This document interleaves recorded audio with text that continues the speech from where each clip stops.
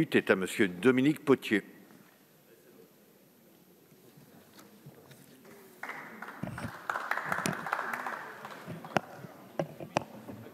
Tu as besoin de 30 minutes, tu as besoin de... Non, c'est bien, t'as 4 minutes.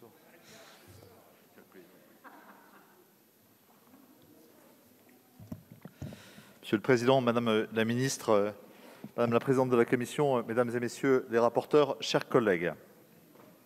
Tout d'abord, vous dire, parce que j'ai vu certains signes d'agacement, et ils venaient de personnes à qui, par ailleurs, on a des relations amicales, de confiance, parfois des coopérations politiques, un signe d'agacement par rapport à cette motion d'orger. Je voudrais que vous entendiez bien la fin de mon propos qui justifiera pourquoi nous faisons un rejet aujourd'hui.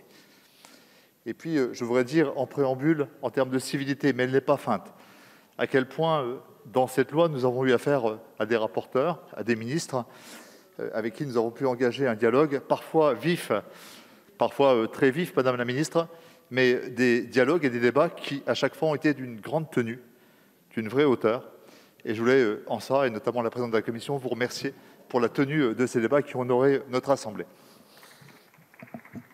Je voudrais vous dire qu'il faudrait, comme je l'ai un peu posé comme question au gouvernement la semaine dernière, je suis sur la même logique avec le groupe socialiste, il faudrait vraiment être de mauvaise foi pour considérer que cette loi n'est rien, mais il faudrait être malhonnête intellectuellement pour penser qu'elle est à la hauteur des enjeux auxquels elle était censée faire face. La mauvaise foi serait de ne pas reconnaître que, pour la première fois depuis les lois SRU, autour de la ministre Emmanuelle Wargon, un dispositif que certains considéreront trop long, trop constructif, met fin à terme à l'artificialisation des sols, avec une effectivité et des moyens inédits. Il faut être de mauvaise foi pour considérer que l'affichage sur les produits ou les nouvelles conditionnalités sur les marchés publics ne sont rien du tout. Tout cela et une dizaine d'autres dispositions, nous pouvons les saluer. Et d'ailleurs, non seulement nous les avons saluées, mais nous avons voté et amendé positivement. Les socialistes ont en effet pris toute leur part à ce débat, 645 amendements. Ils n'étaient pas que reproduits de lobbies ou de plaidoyers divers, ils étaient le fruit d'un long travail. Et nous avons reconnu dans beaucoup de propositions de la Convention citoyenne des amendements que nous avions portés dans les 4 dernières années, qui n'avaient reçu que mépris de votre part, de la majorité et du gouvernement, et qui tout à coup, venant des citoyens, devenaient une nouvelle vérité. Et bien sûr, en cohérence, nous les avons soutenus, amendés et renforcés. Nous avons notamment été fiers, parmi la trentaine peut-être d'amendements qui ont consolidé les dispositions que vous proposiez, d'avoir porté celui qui élargit l'achat public à la délégation de services publics, ce qui a fait presque tripler le volume concerné en termes de levier de l'économie française pour répondre au marché et à la DSP. On est passé, je crois, de 40 à 120 milliards. C'était tout sauf insignifiant. Et comme je le disais avec humour il y a peu de temps, ça faisait longtemps que les socialistes n'avaient pas eu l'occasion de passer un amendement à 80 milliards avec la bénédiction de la co-rapporteure, puisqu'on avait travaillé à une rédaction commune. Donc il y a eu des moments de consolidation sur le périmètre de cette loi. Mais tout le malentendu, il est bien sur le périmètre. Ce sont uniquement certaines dispositions de la Convention citoyenne qui ont été retenues. C'est un périmètre très étroit et il n'y a aucune censure. On n'était pas du tout ambigu, contrairement à d'autres collègues sur le sujet. On ne va pas mettre en cause l'Assemblée nationale. C'est le choix du gouvernement du périmètre initial de la loi qui a empêché d'aborder des leviers et des moyens d'action qui nous semblent absolument essentiels aujourd'hui et qui nous a privés d'un débat sur des considérants qui était extrêmement important. Donc nous avons joué dans un périmètre qui était restreint, avec un effet projecteur d'hypercommunication sur des sujets qui ne le méritaient pas toujours, et d'effet lampadaire qui nous amenait à débattre sur la zone éclairée en oubliant l'obscurité par ailleurs. Donc une loi en clair obscure, dans laquelle nous avons été, je crois, des débatteurs loyaux, force de proposition, des questions d'alimentation, de transport, d'habitat, j'y reviendrai, nous avons été force de proposition. Il faudrait être de mauvaise foi pour considérer que ce qui a été fait n'est rien. Et je le sais, puisque vous allez nous le répondre, et vous l'avez dit déjà 5 fois au QAG cet après-midi, vous allez nous dire que 30% du plan de relance a une dimension verte environnementale, et c'est absolument indéniable. Mais il faudrait être malhonnête intellectuellement, et je ne fais pas ce procès, bien évidemment, pour considérer que non seulement il y a un vice initial dans la construction de cette loi, qui d'ailleurs, Madame la Ministre, vous avez rendu hommage à la Convention citoyenne, la réciproque n'est pas vraie, parce que vous savez qu'à l'issue de la première lecture, la notation qui avait été attribuée à cette loi était de 2,5 sur 10. Je ne suis pas sûr qu'à l'issue de la CMP, est-ce qu'on est passé à 2,6, est-ce qu'on est à 2,4, je ne sais pas, mais il n'y a pas un grand bouger dans l'évaluation qu'ont fait eux-mêmes les 150 citoyens qui ont fait cet exercice inédit et très intéressant de démocratie participative et d'éducation populaire et d'éducation citoyenne. Donc on ne peut pas à la fois les louanger pour ce qu'ils ont proposé et ne pas recevoir la note qu'en retour, ils ont attribuée à ce projet gouvernemental qui, même amendé, n'est pas à la hauteur des enjeux. L'honnêteté intellectuelle, c'est non seulement d'entendre la vérité renvoyée par les citoyens, mais c'est peut-être et surtout, je me permets de le dire, dans une démocratie moderne, d'entendre ce que dit la science et ce que disent les comités que vous avez en partie contribué, et on peut le saluer, à créer. Je pense notamment au Haut Conseil pour le climat, dont l'avis est sans ambiguïté sur les insuffisances de la portée de la loi. Pour des raisons de procrastination évidentes, le report, je voyais encore récemment à 2028, 2032, 2026, etc., de dispositions qui auraient pu, sans conséquences économiques et sociales, être mises en œuvre plus tôt s'il n'y avait eu des résistances venant notamment de certains secteurs économiques.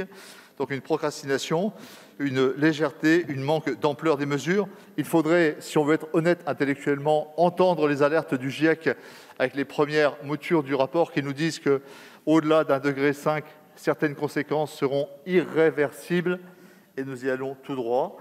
Il ne faudrait être aveugle et sourd à la décision des tribunaux suite à la condamnation, à l'alerte de Grand-Sainte qui enjoint l'État de prendre des mesures d'adaptation adaptées aux risques actuellement la non-adaptation à la hauteur de la loi française et des dispositions françaises pour lutter contre le changement climatique.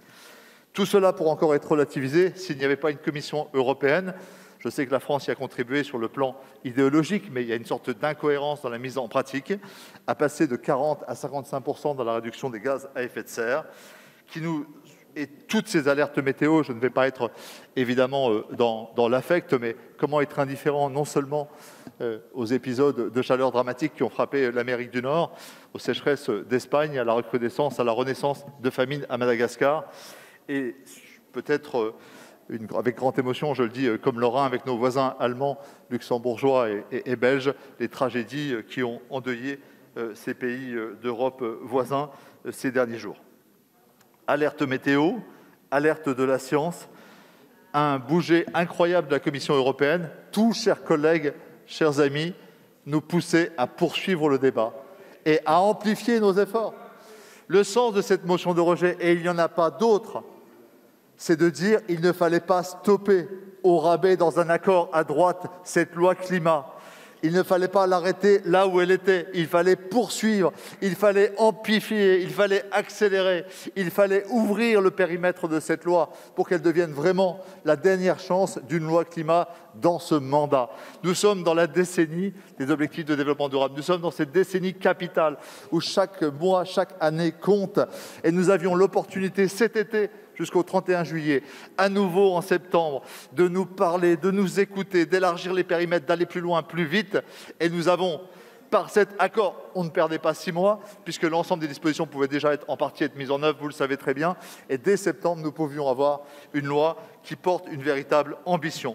C'est le sens même de notre rejet. Je voudrais dire que si nous avions eu le temps, nous aurions aimé, avec nos collègues socialistes, et je pense avec d'autres forces de gauche, et certainement d'autres forces de la majorité, et je le dis, parfois à l'appui de républicains ou de centristes sur certaines dispositions, aborder des questions systémiques et absolument capitales, telles que la conditionnalité sociale des marchés publics, l'affichage non seulement environnemental, mais social de certains produits. Vous savez l'attachement qu'on avait au combat contre le travail des enfants dans le textile. Nous aurions pu engager la réforme des institutions permettant d'organiser la fantastique transition des métiers qui va s'opérer et faire que ces peurs des reconversions industrielles deviennent une épopée industrielle et de l'emploi telle que l'a connue la mutation de l'agriculture dans les années 50, créer des dispositions de transition des métiers telles que nous l'avions proposé. Nous aurions regardé avec plus de considération le plan bâtiment qu'avaient bâti nos collègues Boris Vallaud et Jean-Louis Bricout. Nous aurions gardé la TVA au niveau attendu pour les transports alternatifs. Nous aurions vraiment adopté l'écocide. Nous aurions engagé un grand plan de recherche et de développement dans notre industrie pour encourager cette accélération de la recherche des solutions. Nous aurions créé une véritable éco-conditionnalité et sociale conditionnalité au plan de relance dans l'aide aux entreprises.